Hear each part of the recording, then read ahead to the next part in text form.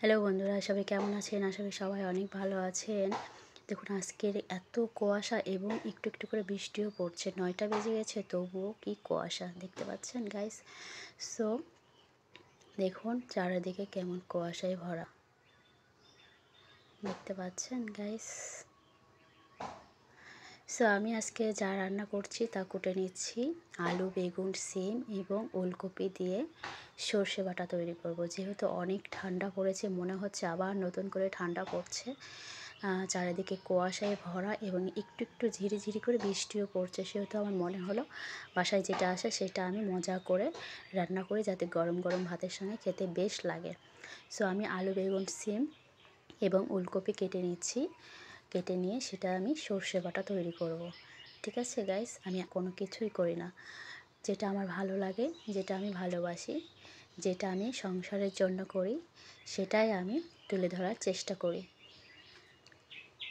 So guys, কে কোথায় থেকে দেখছেন অবশ্যই লাইক কমেন্ট করে জানাবেন এবং পাশে থাকবেন। আমার চ্যানেলটা কিন্তু সাবস্ক্রাইব করতে কিন্তু ভুলবেন না গাইস। আমি একদম নির্ভেজাল কাজ করছি, কোনো 2 নাম্বারি কাজ করছি না। সো আমার পাশে অবশ্যই থাকবেন, আমিও সবার পাশে থাকবো। দেখুন আমার কিন্তু কাটা হয়ে গেছে, এবার আমি কলে ধুয়ে নিচ্ছি।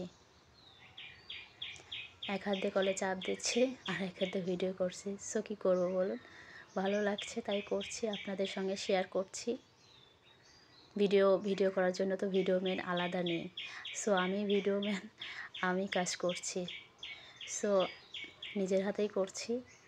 কলে চাপ দিচ্ছি, দেখুন জল পড়ছে, আর এক হাতে ভিডিও করছি।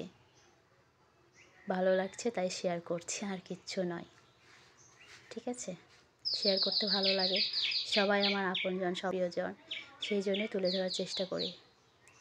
সো আমি আবারও ধুয়ে নিচ্ছি, সুন্দর করে ধুয়ে নিতে হবে, যেহেতু আমি সর্ষে বাটা করবো। আর যে কোনো খাবার পরিবেশন করার আগে অবশ্যই সব কিছু ধুয়ে নেওয়া উচিত ভালো করে, এবং তরকারি আরও বেশি ভালো করে ধোয়া উচিত, কারণ অনেক ময়লা থাকে, জীবাণু থাকে। সো আমি তরকারিগুলো ঝুড়িতে নিয়ে নিচ্ছি। আমার ধোয়া হয়ে গেছে, আমি ঝুড়িতে সবগুলো তুলে নিচ্ছি। গাইস, কে কোথায় থেকে দেখছেন অবশ্যই পাশে থাকবেন এবং জানাবেন। এই ছোটো বোনটির পাশে থাকবেন, যাতে সে কিছু করে এগিয়ে যেতে পারে। বাড়ির এবং সংসারের কাজ করে সেটাকে আমি শেয়ার করার চেষ্টা করি, যাতে আমি কিছু করতে পারি, নিজেকে প্রুভ করতে পারি যে না আমি পারি।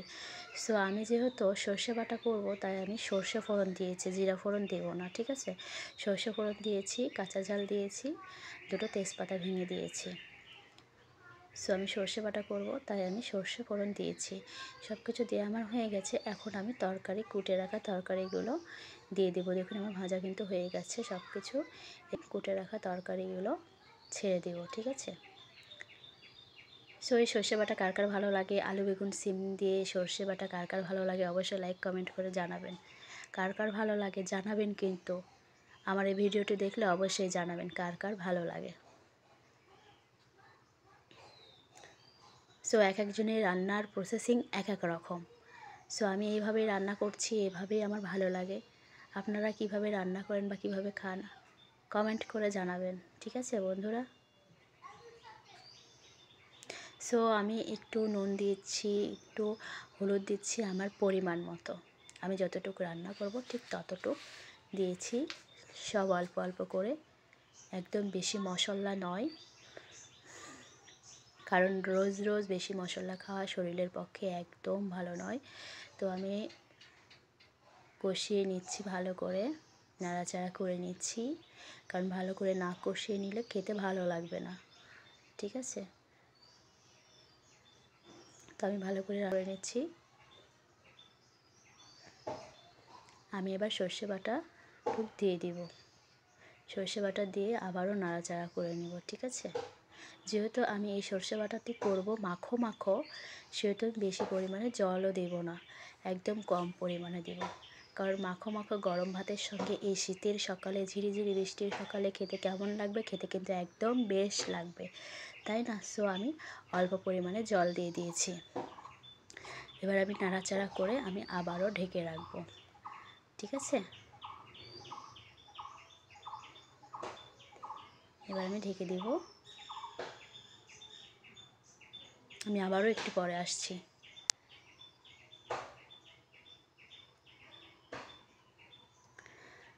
মানুষের মন কিন্তু সব সময় একরকম থাকে না, কখনো খুব ভালো থাকে, কখনো আবার খুব খারাপ থাকে, কখনো মাঝামাঝি। সো আপনার মন এখন কেমন, কোন পর্যায়ে আছে বলুন তো? খুব ভালো, খুব খারাপ, নাকি মাঝামাঝি? আমার তো তিনটাই।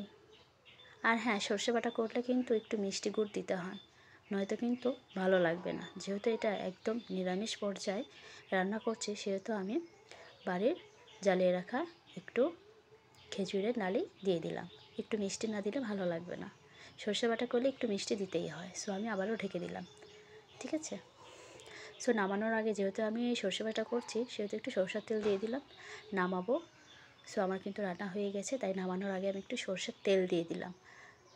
দিলে একটু বেশি ভালো লাগবে, খাঁটি সরষের তেল, যেহেতু সর্ষে বাটা তৈরি করছি। সো আমি নামিয়ে নিচ্ছি গাইস, আমার কিন্তু হয়ে গেছে। একদম গরম গরম নামিয়ে নিচ্ছি, গরম গরম ভাতের সঙ্গে পরিবেশন করব। বাইরের আবহাওয়া তো দেখলেন গাইস, এই আবহাওয়ায় এই খাবারটা গরম গরম ভাতের সঙ্গে কেমন লাগবে কিন্তু বলুন তো? একদম বেশ লাগবে। দেখুন তরকারির থেকে কিন্তু ধোঁয়া উঠছে একদম। সো হ্যাঁ, যা বলছিলাম, মন ভালো থাক বা খারাপ থাক বা মাঝামাঝি থাক, সংসারের কাজ, আমাদের নিত্যদিনের কাজ, আমাদের কাজকর্ম, আমাদের দায়িত্ব, কর্তব্য, ভালোবাসা সব কিছুই আমাদের করে যেতে হবে। এবং আপনি যখন ভালোবেসে কোনো কাজ করবেন, দেখবেন আপনার মন খারাপ থেকে ভালো হয়ে গেছে, মাঝামাঝি থেকেও ভালো হয়ে গেছে। সো ভালোবেসে কাজ করুন। সবাইকে টাটা।